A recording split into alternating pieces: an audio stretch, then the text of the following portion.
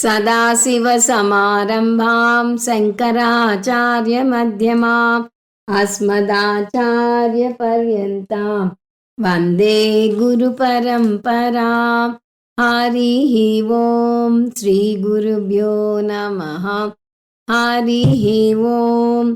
श्रुतिस्मृतिपुराणानाम् आलयं करुणालयं నమామి భగవత్పాదం శంకరం లోకశంకరం. నైష్కర్మ్య సిద్ధిని ఒక ప్రకరణ గ్రంథం అంటారు. ప్రకరణ గ్రంథాల్లో సిద్ధి గ్రంథాలు ఒక రకం. అందులో పరమత ఖండన చేసి స్వమత స్థాపన చేస్తారు. అంటే ఒక విషయం గురించిన వాదోపవాదాలను కూలంకషంగా చర్చించి అద్వైత వేదాంతాన్ని ఎస్టాబ్లిష్ చేస్తారు. నైష్కర్మ్య సిద్ధి అర్థం చూస్తే నైష్కర్మ అంటే కర్మరహిత, కర్మరహితంగా ఉన్నది ఏమిటి? ఆత్మ. సిద్ధి అంటే ప్రాప్తి, ఆత్మస్వరూప ప్రాప్తి కలుగుతుంది నైష్కర్మ్య సిద్ధి నేర్చుకుంటే. ఆత్మస్వరూపం స్వతసిద్ధం అయితే దాన్ని కొత్తగా పొందేదేమిటి అనే సందేహం రావచ్చు. ఆత్మస్వరూపం మనకి తెలియటం లేదు, మన అజ్ఞానంలో ఉన్నాం. అజ్ఞానం వల్ల దుఃఖంలో పడి అవస్థలు పడుతున్నాం. దాన్నే సంసారం అంటారు. సంసారం పారద్రోలాలి అంటే దానికి ఒకటే కారణం ఉంది, అది ఆత్మజ్ఞానం పొందటమే అని సురేశ్వరాచార్యుల వారు తన ఉపోద్ఘాతంలో చెప్పారు. ఈ నైష్కర్మ్య సిద్ధి గ్రంథం సురేశ్వరాచార్యుల వారు రచించారు. ఇందులో ప్రత్యేకత ఏమిటంటే, మామూలుగా ఎవరన్నా ఒక గ్రంథం రచిస్తే దానికి భాష్యకారులు భాష్యం రాస్తారు. కానీ ఇక్కడ సురేశ్వరాచార్యుల వారే తన గ్రంథానికి తనే భాష్యం రాసుకున్నారు. అందువల్ల నైష్కర్మ్య సిద్ధి గ్రంథం పద్య రూపంలో ఉంటుంది. 423 శ్లోకాలు ఉంటే దానికి ముందు ఆయనే గద్య రూపంలో భాష్యం రాశారు.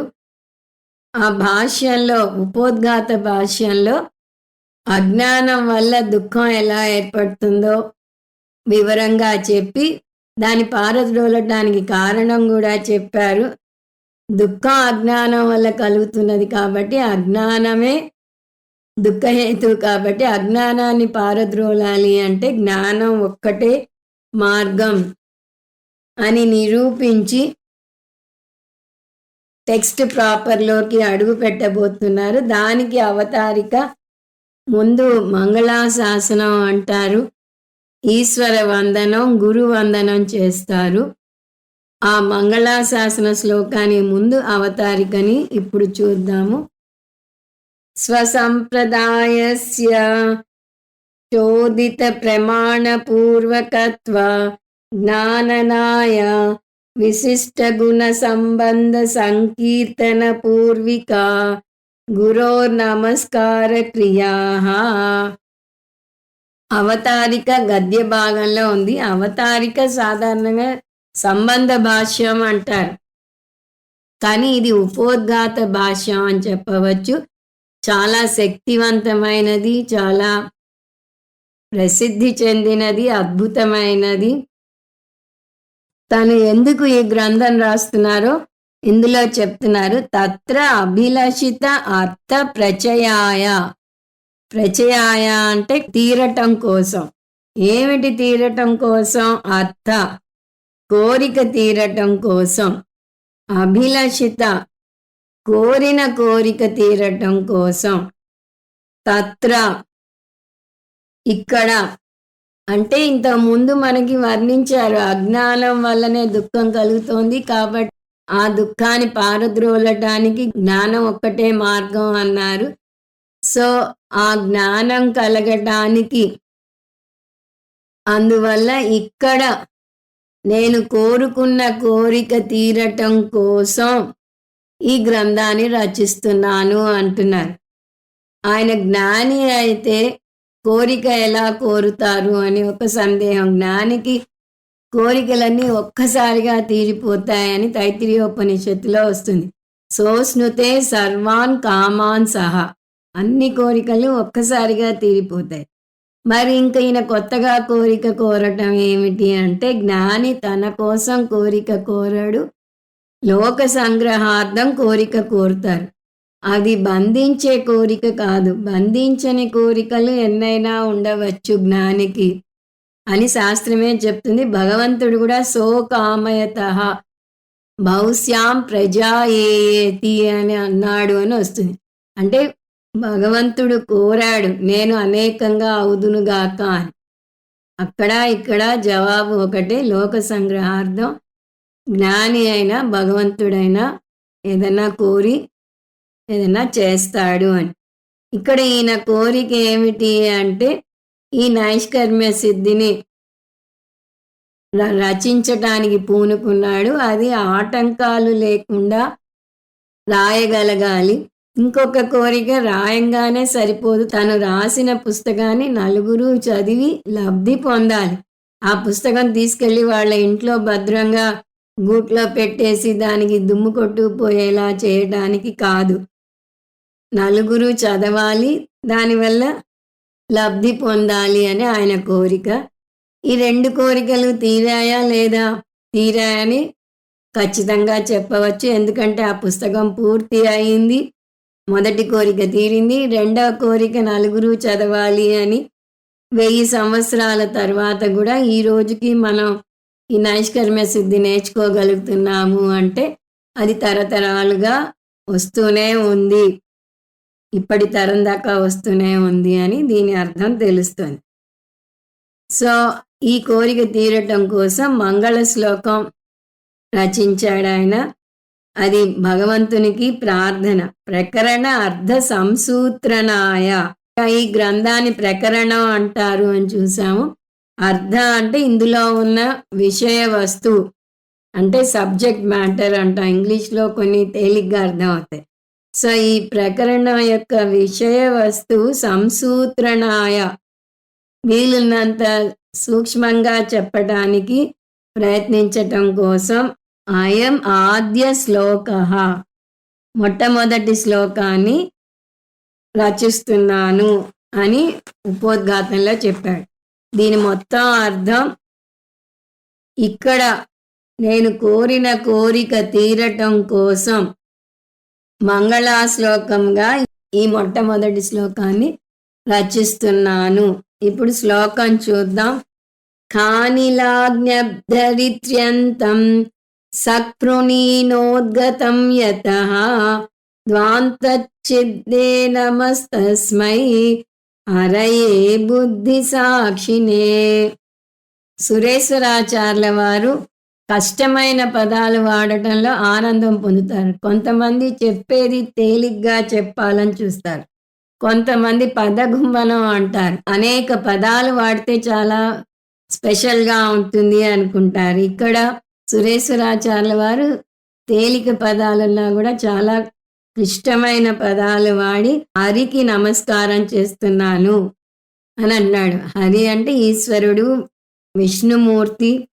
సో హరయే నమః చివరిలోకి వచ్చాం మనం. ముందు హరయే నమః అంటే నమస్కారం చేస్తున్నాడు. హరికి అనేక అర్థాలు ఉన్నాయి.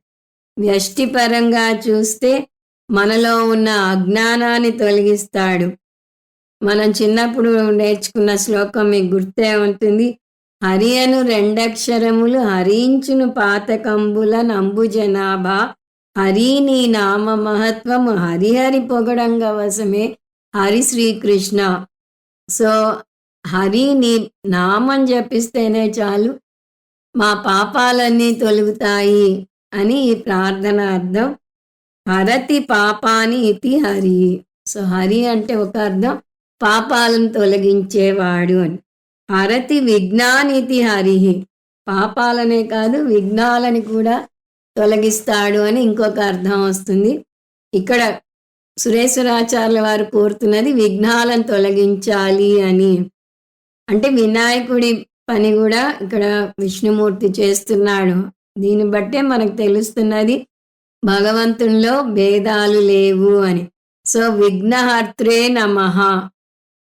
ఆ విఘ్నాలు ఆయనకే కాదు మనకి కూడా తొలగాలి అనే ఉద్దేశంతోనే ఈ ప్రార్థన చేయాలి. ఎందుకంటే ఈ నైష్కర్మ్య సిద్ధి ఏ విధమైన ఆటంకాలు లేకుండా మనం కూడా ప్రశాంతంగా నేర్చుకోగలిగేలాగా, అర్థం చేసుకోగలిగేలాగా ఉండాలి. అందువల్ల హరికి నమస్కారం చేస్తున్నాను అని అన్నాడు. ఎటువంటి హరి? ధ్వాంతచ్ఛిదే, అంధకారాన్ని ఛేదించేవాడు. అంధకారం అంటే ఇక్కడ మన ఆంతర అంధకారం అంటే అజ్ఞానం. ఆంతరం తమః చిద్. చిద్ అంటే నాశనం చేసేవాడు. దేని నాశనం చేస్తాడంటే మనలో లోపల ఉన్న అంధకారం, చీకటి. మనలో లోపల ఉన్న చీకటిని అంటే అజ్ఞానాన్ని నాశనం చేస్తాడు. అందుకనే విష్ణుమూర్తికి ధ్వాంతచిద్ అనే ఒక నామం కూడా ఉంది. అజ్ఞాన నాశకాయ విష్ణవే నమః.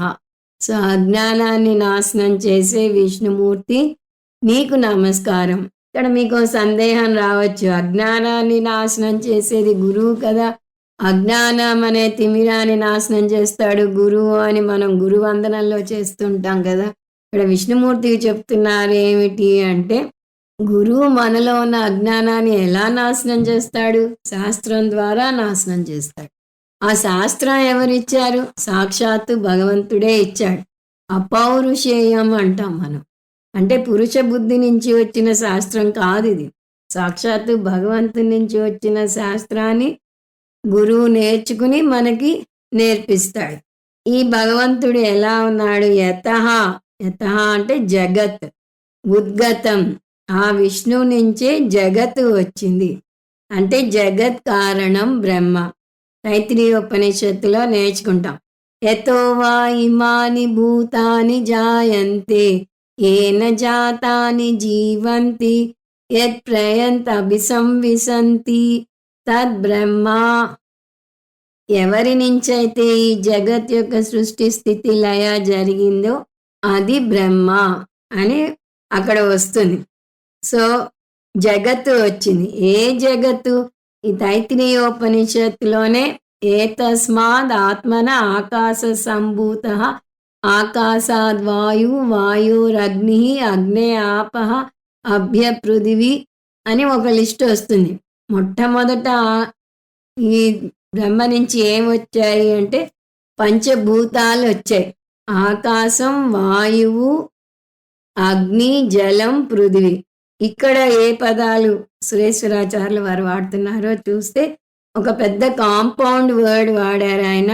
మన వర్డ్స్ విడివిడిగా ముందు చూద్దాం. ఖ అంటే ఆకాశం, అనిలం అంటే వాయువు, అగ్ని అంటే అగ్ని. అప్ అనే పదం స్పష్టంగా లేదు. అగ్ని ప్లస్ అప్ ప్లస్ ధరిత్రి కలిసి అప్ ధరిత్రి అయిందంటే అప్ అబ్ అయింది. సో అగ్ని, జలం, ధరిత్రి, భూమి వచ్చాయి. అంతం అంటే స్వరూపం, జగత్తు యొక్క స్వరూపం వచ్చింది. ఇవన్నీ కలిపితే జగత్తు వచ్చింది. జగత్తుని ఇక్కడ పంచభూతాలుగా వర్ణించాడు. పంచభూతాలు వచ్చాయంటే పాంచభౌతిక వస్తువులు కూడా వచ్చాయి అని మనం కలుపుకోవాలి. ఎలిమెంట్స్ అండ్ ఎలిమెంటల్స్ అంటారు ఇంగ్లీష్లో.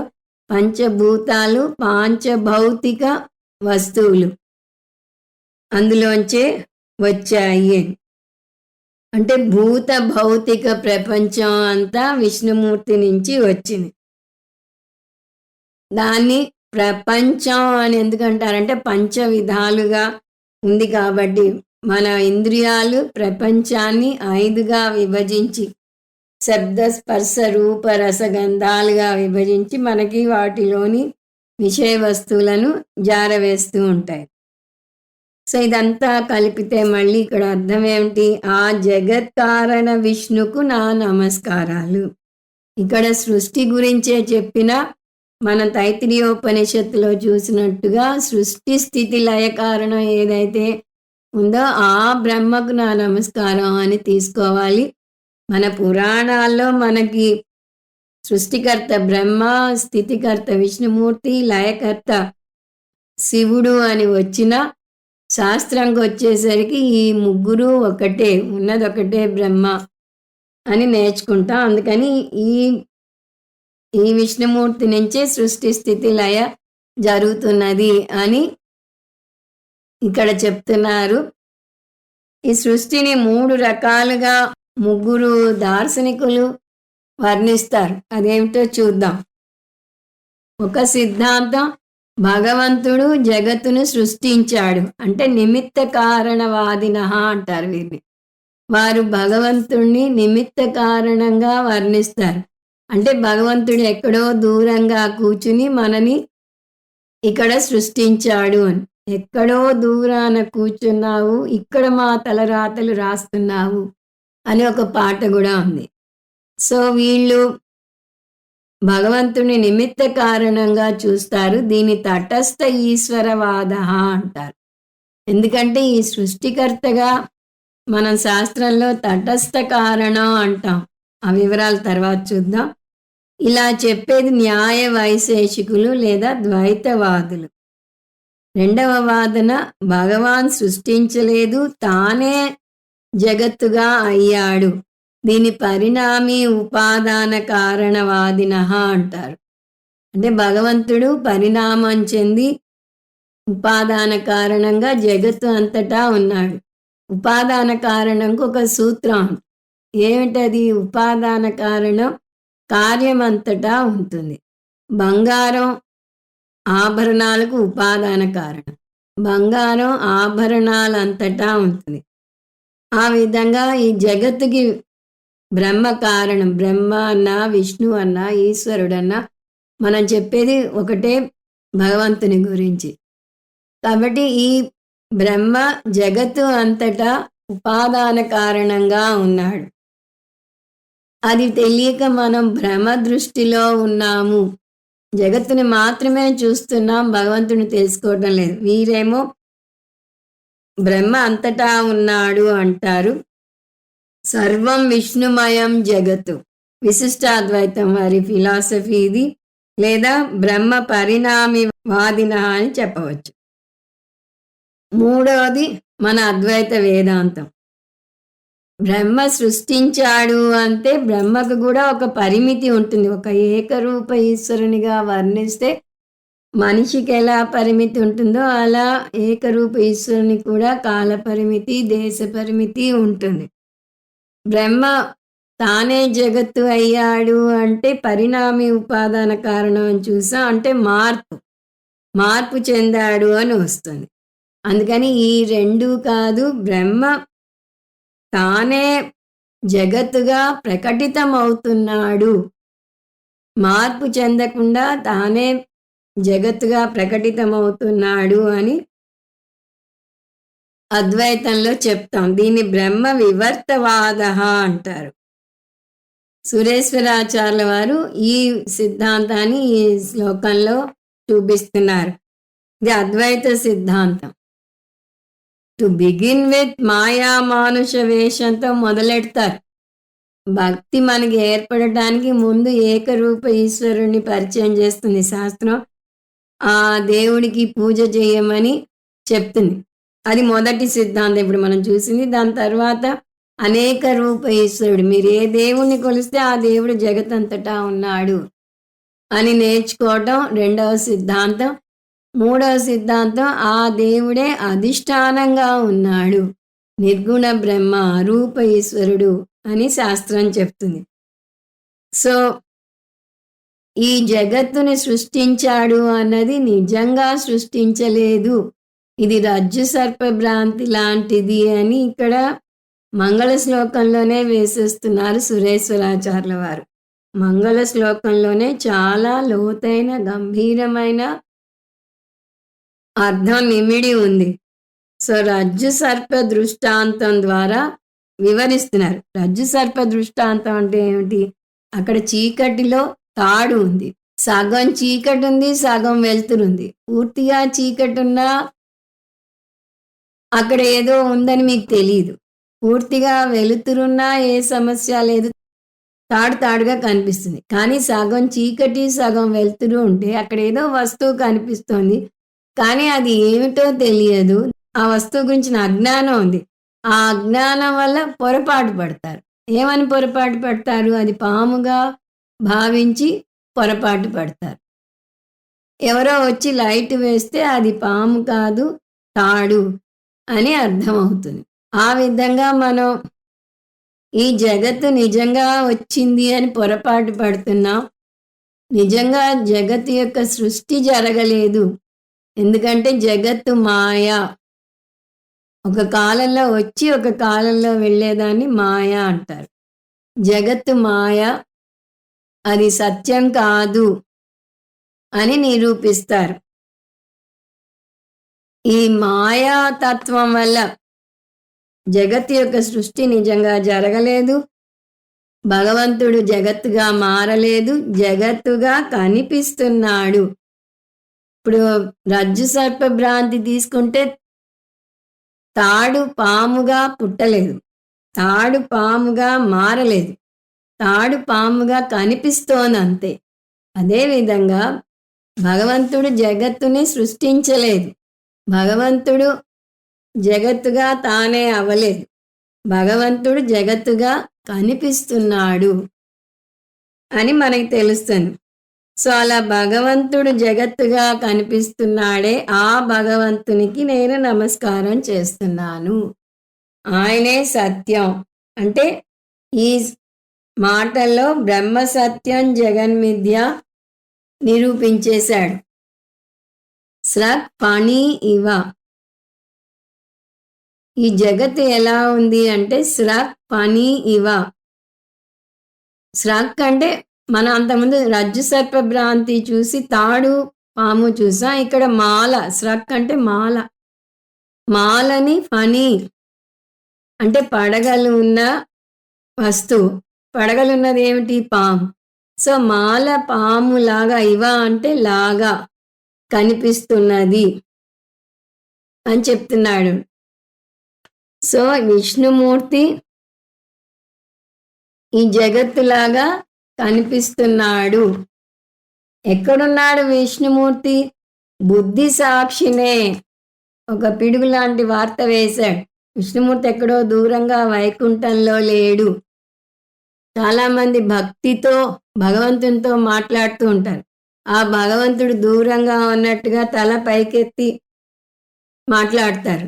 ఇక్కడ ఈ సురేశ్వరాచార్యుల వారు జగత్తుగా ప్రకటితమవుతున్న ఈ విష్ణుమూర్తి ఎక్కడో లేరు, నీ బుద్ధిలోనే ఉన్నారు, నీలోనే ఉన్నారు, నీ హృదయంలోనే ఉన్నారు. శాస్త్రంలో హృదయంలో మనసు ఉంది అని వస్తుంది. అందువల్ల ఎక్కడో వెతక్కు. మనం ఉపనిషత్తులో నేర్చుకుంటాం, యో వేద నిహితం గుహాయాం. సో నీలోనే భగవంతుడు ఉన్నాడు అని చెప్తున్నాడు. సో బుద్ధేహే సాక్షి అంటే భగవంతుడు ఎవరో కాదు, అంతటా ఉన్న పరమాత్మ నీలో జీవాత్మగా ఉన్నాడు. జీవో బ్రహ్మైవ నాపరహ. వేదాంత వాక్యం ఇక్కడ వచ్చేసింది. అంటే వేదాంత సారం ఏమిటి అని అడిగితే బ్రహ్మ సత్యం జగన్మిథ్య జీవో బ్రహ్మైవ నాపరహ. ఈ 3 వాక్యాలు ఈ మంగళ శ్లోకంలో వచ్చేసాయి. అటువంటి బ్రహ్మకి నా నమస్కారం అని చెప్పాడు. మళ్ళీ దాని అర్థం ఒకసారి చూస్తే ముందేమన్నాడు? హరయే నమః అన్నాడు. ఆ హరికి నా నమస్కారాలు అన్నాడు. ఏ హరి అంటే ద్వాంతచ్చిదే అన్నాడు. అంటే అజ్ఞానం అనే అంధకారాన్ని తొలగించే హరికి నా నమస్కారాలు అన్నాడు. అది వ్యష్టిపరంగా. సమష్టిపరంగా జగత్కారణం హరికి నా నమస్కారాలు అన్నాడు. ఆ జగత్తుని ఎలా వర్ణించాడు? కానిలాజ్ఞబ్దరిత్యంతం అన్నాడు.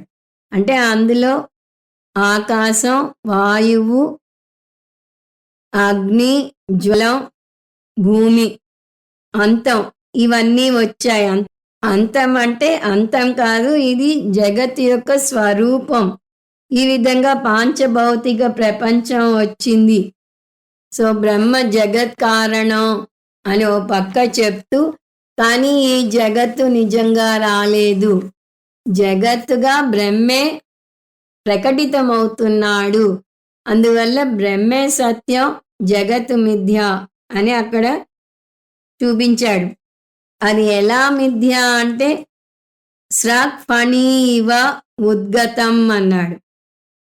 అంటే మాలే పాముగా మనకి ఎలా కనిపిస్తుందో అలా బ్రహ్మే ఈ జగత్తుగా కనిపిస్తున్నది. నిజానికి అక్కడ ఉన్నది బ్రహ్మే అని చెప్తున్నాడు. ఆ బ్రహ్మని ఎక్కడ వెతకాలి అంటే బుద్ధి సాక్షినే, నీ బుద్ధిలోనే ఉంది, ఎక్కడికో వెళ్ళనవసరం లేదు అంటే జీవాత్మ పరమాత్మ ఐక్యం కూడా చెప్పేశాడు. పరమాత్మ ఎవరు అంటే ఎక్కడో లేరు. జీవో బ్రహ్మ ఇవ నా పరహ అంటే అదే జీవుడు బ్రహ్మ తప్ప వేరేది కాదు.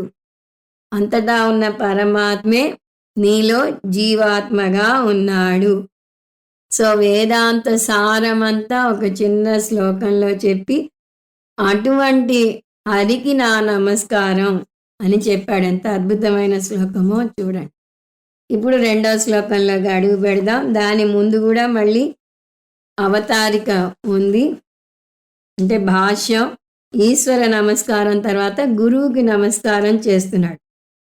గురువుకి ఎందుకు నమస్కారం చేస్తున్నాడంటే గురువుకి నమస్కారం చేయటం ద్వారా నా జ్ఞానం నా సొంతం కాదు, నా పురుష బుద్ధిలోంచి పుట్టినది కాదు, నేను ఒక గురు పరంపరగా నేర్చుకున్నాను. ఇది సాంప్రదాయ పద్ధతిలో నేర్చుకోబడిన జ్ఞానం, అసలు సిసలు జ్ఞానం.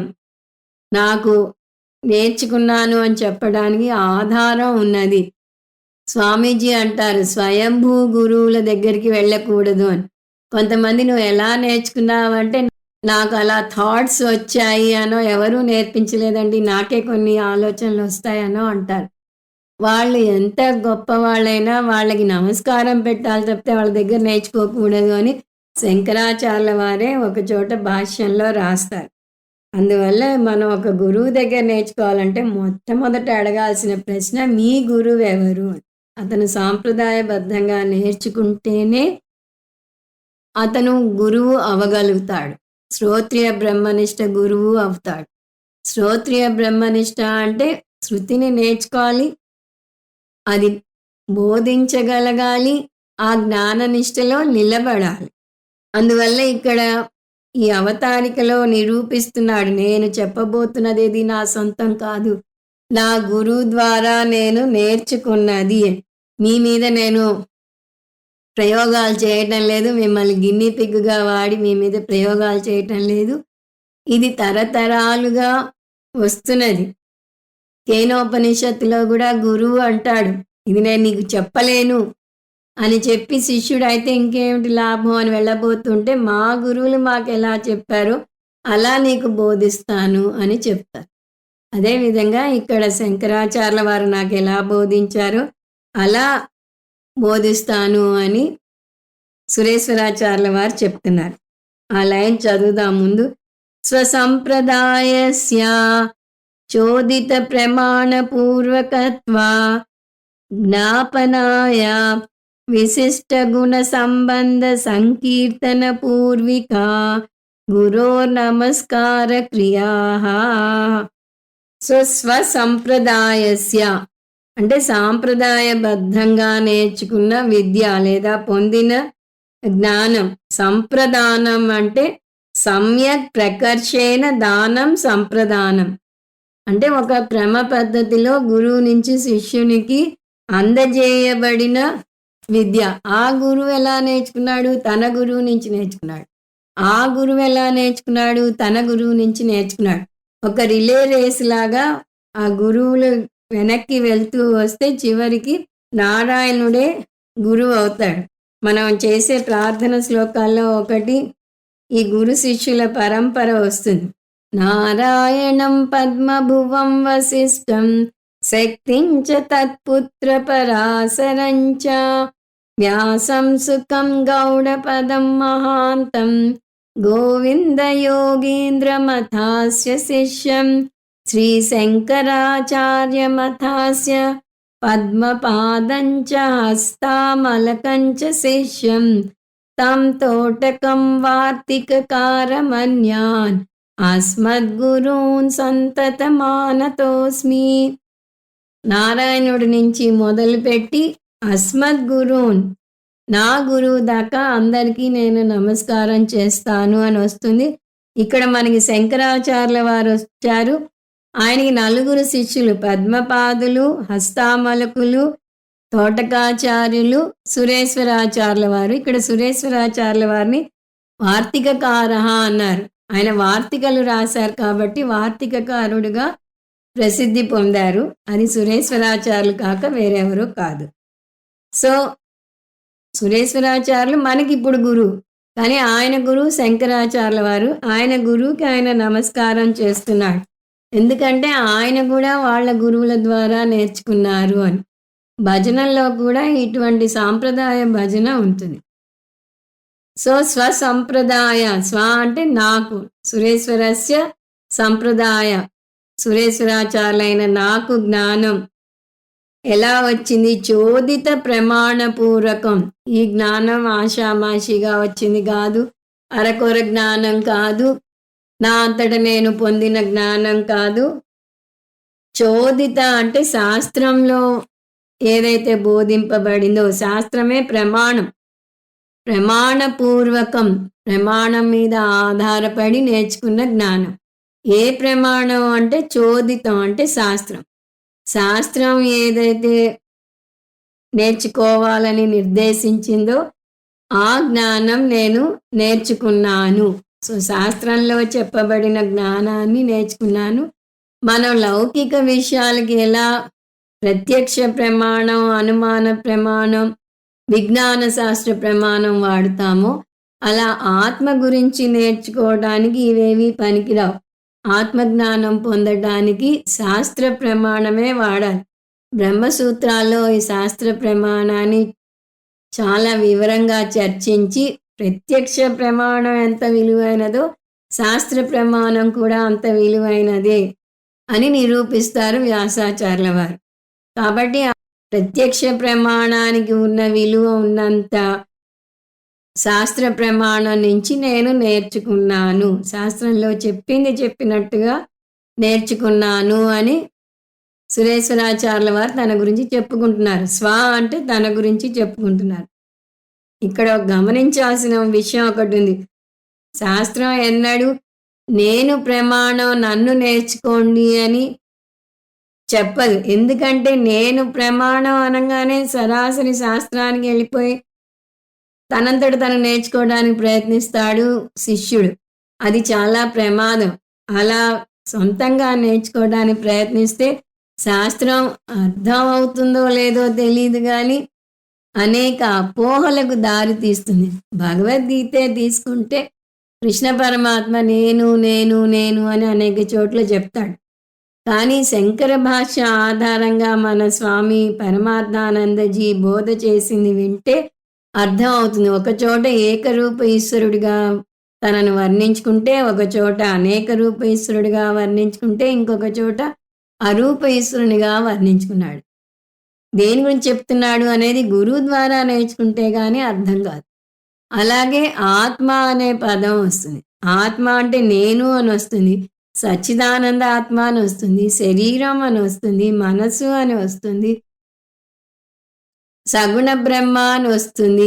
ఏ బ్రహ్మ గురించి చెప్తున్నాడు అన్నది తెలుసుకోవాలి అంటే గురువు ద్వారానే నేర్చుకోవాలి. అందువల్లనే శాస్త్రం పదే పదే సొంతంగా నేర్చుకోకూడదు, గురువు ద్వారానే నేర్చుకోవాలి అని చెప్తుంది. కృష్ణ పరమాత్మే తద్విద్ధి ప్రణిపాతేన పరిప్రశ్నేన సేవయా అని చెప్పాడు. నీకు కావాల్సిన జ్ఞానం పొందటానికి ఒక పద్ధతిలో గురువు దగ్గరికి వినయంగా వెళ్ళి ఆయనకి సేవలు చేసి విద్య నేర్చుకోవాలి అని. ముండకోపనిషత్తులో దీనికి ఆధారమైన మంత్రం ఉంది. తద్విజ్ఞానార్థం స గురుమేవాభి గచ్చేత్ అని వస్తుంది. ఈ జ్ఞానం పొందటం కోసం గురువు దగ్గరికి నువ్వే వెళ్ళాలి, గురువుని పిలవకూడదు. మళ్ళీ గురువు దగ్గరికి తనే వెళ్ళాలి. అది కూడా ఆ గురువు ఎలా ఉండాలి? ఇందాక చూసాం, శ్రోత్రియ బ్రహ్మనిష్ట అయిన గురువే ఉండాలి. ఆయన దగ్గరికి సమిధులు తీసుకుని వెళ్ళాలి. ఇంత తతంగా ఉంది. సో శాస్త్రం అందువల్ల నన్ను నేర్చుకో అనేది, గురువు ద్వారా నేర్చుకో అని శాస్త్రమే చెప్తుంది. సో, సురేశ్వరాచార్యుల వారు తన బోధ శంకరాచార్యుల వారి నుంచి వచ్చింది అని నిరూపించదలుచుకున్నారు. అది ఎలా నిరూపించగలరు? తన గురువుకి నమస్కారం పెట్టడం ద్వారా. ఈ శ్లోకంలో తన గురువుకి నమస్కారం పెట్టడం ద్వారా పరోక్షంగా చెప్తున్నారు. ఏమని? నేను నా గురువు ద్వారా నేర్చుకున్నాను అని. అందువల్ల తనకి వచ్చే శిష్యులకి అర్థమవుతుంది. ఇది ఈయన సొంతంగా చెప్పటం లేదు. తన గురువు నుంచి నేర్చుకున్నారు కాబట్టి ఇది సరి అయిన జ్ఞానమే. అందువల్ల ఈయన దగ్గర నేర్చుకోవచ్చు, సందేహం లేదు అని చెప్తున్నారు. సో, జ్ఞాపనాయ అంటే ఈ విద్య నేర్పించటానికి గురోర్ నమస్కార క్రియ అంటే గురువుకి నమస్కారం చేయబడుతున్నది నా చేత. ఎలా చేస్తున్నారంటే మామూలుగా నమస్కారం చేయటం కాదు, గురువుని మెచ్చుకోవటం ద్వారా నమస్కారం చేస్తున్నారు సురేశ్వరాచార్యుల వారు. విశిష్ట గుణ సంబంధ సంకీర్తన పూర్విక. ఈ నమస్కారం ఎలా చేస్తున్నారు అంటే ఆయన అశేషమైన గుణాలను కీర్తించటం ద్వారా నమస్కారం చేస్తున్నాను. అంటే గురువు గొప్పతనాన్ని కీర్తిస్తున్నాడు. ఏమిటా గురువు గొప్పతనం అంటే ఈ శ్లోకం చూద్దాం. అలబ్ధ్వాతిశయం యస్మాత్ ఆవృత్తాస్తమబాధయః గరీయసే నమస్తస్మాత్ అవిద్యా గ్రంథి భేదినే. తస్మై నమః. ఇక్కడ తస్మా అని ఉంది, కానీ సంధి రూల్ ప్రకారం అలా తస్మా అయింది, విడదీస్తే తస్మై నమః. సో గురువుకి నమస్కారం చేస్తున్నారు. ఎందువల్ల? అవిద్యా గ్రంథి భేదినే. అవిద్య అనే ముడిని విడదీస్తారు కాబట్టి గురువుకి నమస్కారం అని. ముడి అనే పదం ఎందుకు వచ్చింది అంటే ముడి ఏం చేస్తుంది? రెండు విషయాలను కలుపుతుంది. పెళ్లిలో 3 ముళ్ళు వేయటం వల్ల ఇద్దరు మనుషులు ఒకటవుతారు. దాన్ని నాట్ అంటారు ఇంగ్లీష్లో. స్వామీజీ పెళ్ళిని నాటీ నాట్ అంటారు. సో ఆ పెళ్ళైనప్పటి నుంచి వాళ్ళు పడే అవస్థలు అవి వేరే విషయం. ఇక్కడ అజ్ఞానం 2 విషయాలను ఒక చోటకి చేరుస్తుంది. అది కూడా ఏంటి? పరస్పర విరుద్ధమైన విషయాలను ఒక చోట చేరుస్తుంది అజ్ఞానం. ఇది ఒక ప్రత్యేకమైన వివాహం అంటారు స్వామీజీ. ఏం చేస్తుంది? సత్య అనృత మిథునీకరణం. సత్యాన్ని అసత్యాన్ని, అనృతం అంటే అసత్యం, మనం మిథ్య అంటాం. సత్యాన్ని మిథ్యని మిథునీకరణం అంటే కలుపుతుంది. అజ్ఞానం వల్ల మనం సత్యాన్ని అసత్యంగా భావిస్తాం, అసత్యాన్ని సత్యంగా భావిస్తాం. ప్రతి మనిషి కూడా 2 అంశాల మేలు కలయిక, ఆత్మ అనాత్మ.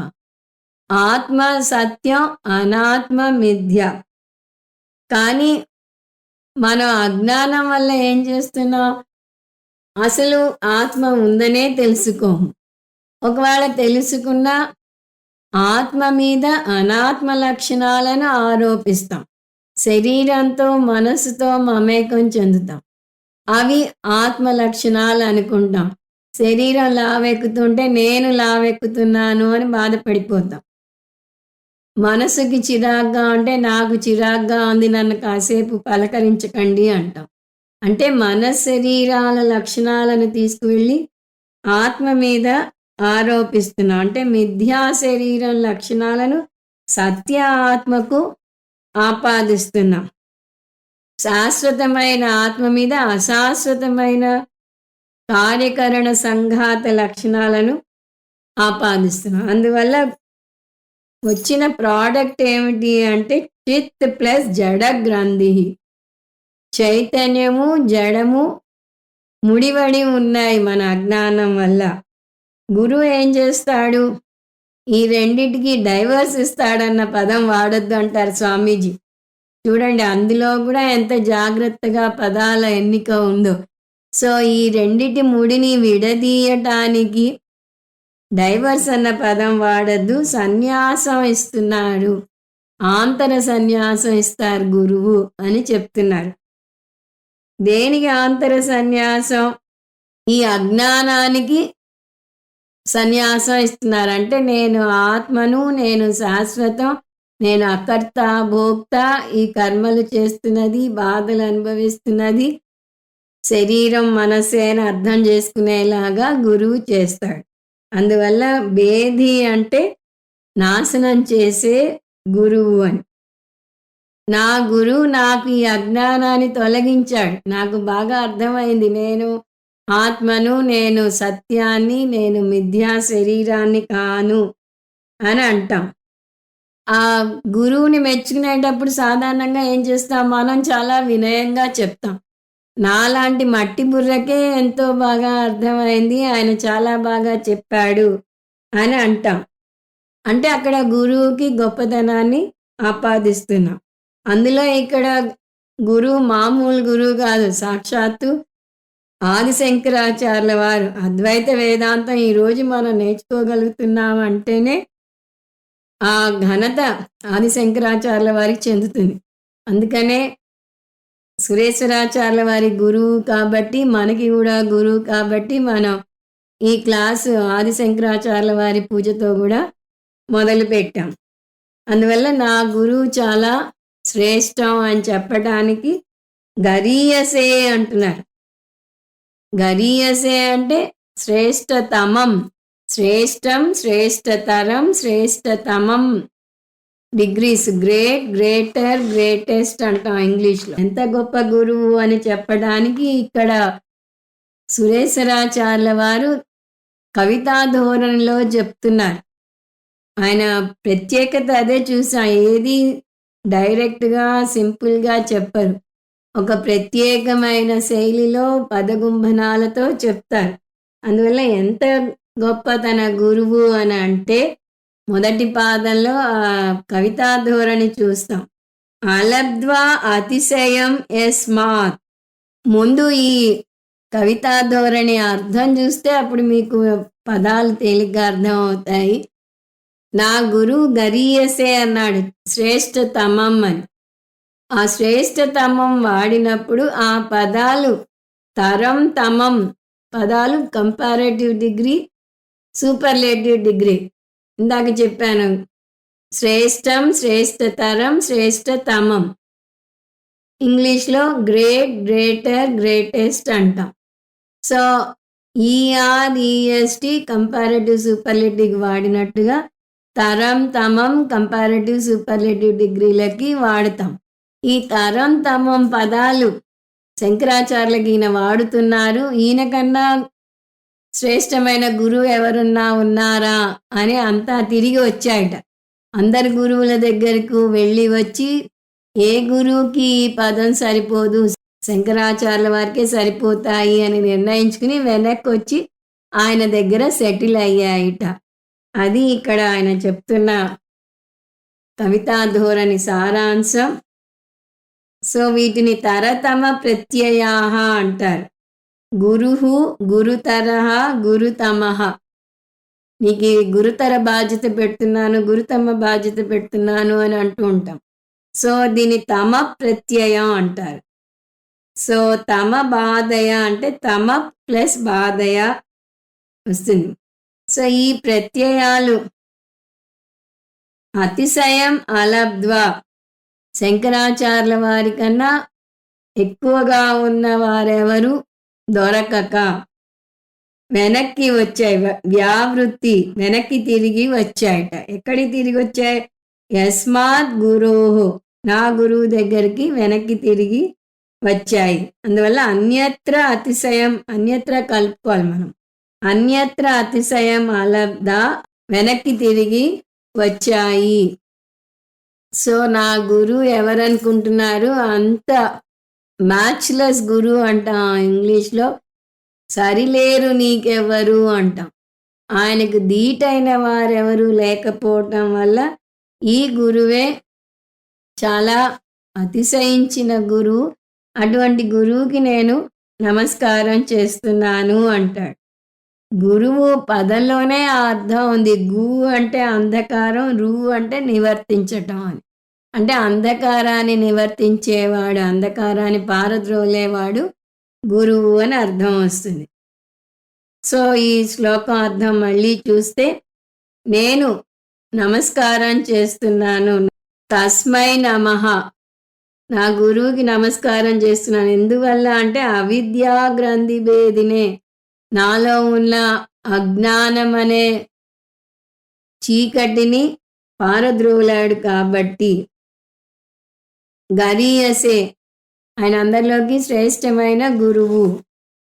ఎంత శ్రేష్టమైన గురువు అంటే అన్యత్ర అతిశయం అలబ్ధ్వా. వేరే ఏ గురువుకి ఇంత అతిశయించిన ఖ్యాతి దొరకకపోవటం వల్ల వ్యావృత్తాహ, అవి వెనక్కి తిరిగి వచ్చాయి.